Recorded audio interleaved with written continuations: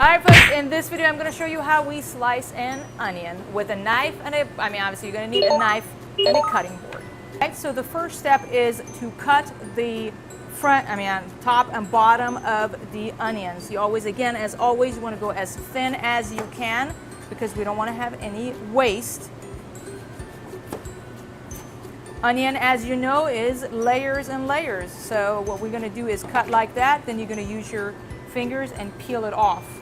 So one of the things, can I show a moment? You will notice is that this layer, it's obviously brown. It's layers and layers, but it is very thin, you can tell. From here, this is the flesh of the onions. It is just good onions we can use. So you're going to go around and peel this off. You don't want to use any of these because even if this layer or whatever it was, it will not come out very good from the oven because it has no moisture in. All right, we got a sharp knife.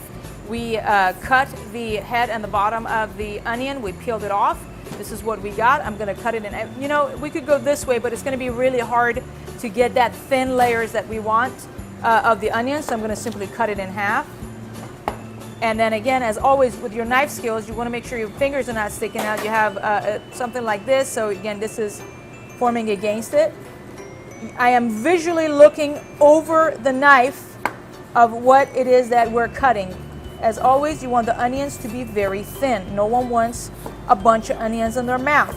This is going to be used like for salad. You don't want a whole lot of onions in somebody's mouth. Unless they do, but usually people don't.